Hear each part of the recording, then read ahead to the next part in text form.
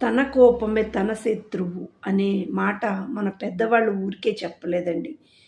ఇద్దరు విద్యార్థులు బిట్స్ పిలాని ఈలో చదువుకునే వాళ్ళేమి తెలివి తక్కువ విద్యార్థులు కాదండి. ఆ ఇన్‌స్టిట్యూట్‌లో చదవాలంటే మంచి బ్రిలియంట్ ఉన్న స్టూడెంట్సు, మంచి ర్యాంకర్‌లే చదువుతారు.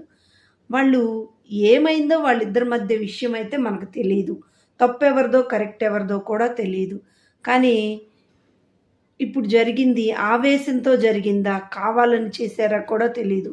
కానీ ఈ విషయం నుంచి మన పిల్లలకి మనం ఏం చెప్పాలి అనేది నేను ఈ వీడియో చేస్తున్నా. ఇద్దరు మాట మాట పెరిగిందంట.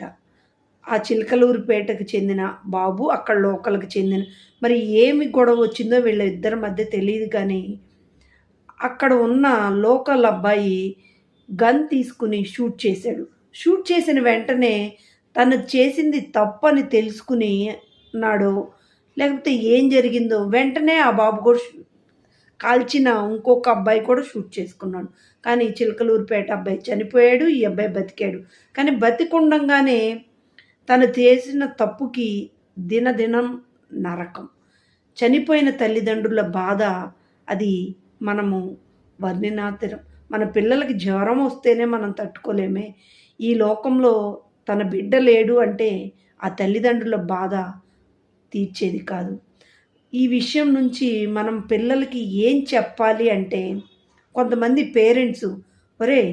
వాడొక మాట అన్నాడా? నువ్వు 4 మాటలను. వాడొక దెబ్బ కొట్టాడా? నువ్వు 4 దెబ్బలు కొట్టు అని. ఆవేశం ప్రతి సమస్యకి పరిష్కారం కాదండి. ఎదుటి మనిషి ఆవేశంగా అరిచేటప్పుడు మనం కూడా ఆవేశంగా మనకు నోరుకొచ్చినన్ని తూలేమనుకోండి. ఎదురున్న మనిషి మెంటల్ బ్యాలెన్స్ అంటే తను కంట్రోల్ చేసుకోలేని కోపంలో ఏం చేస్తున్నారో తెలీదు. అందుకని ఆవేశంగా ఉన్న వాళ్ళని మనము కూడా మాటలతో రెచ్చగొట్టకూడదు.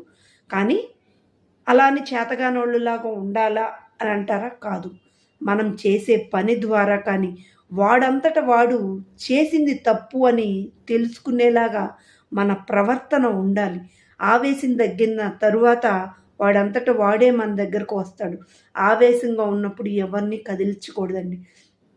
పిల్లలకి చిన్నప్పటి నుంచే కాంప్రమైజ్ అయ్యి వెళ్ళటం అనేది నేర్పాలి. అంతేగాని ఎందుకురా కాంప్రమైజ్ అవుతావు? నువ్వు వాడొకడు తంతే నువ్వు 4 తన్నిరా అని మాత్రం ఏ పిల్లలకి నేర్పొద్దండి. ఇది ఆవేశంగా చేశారా? కానీ అంత పెద్ద యూనివర్సిటీలోకి ఆ బాబు దగ్గరికి గన్ ఎలా వచ్చిందనేది తెలియని మిస్టరీ.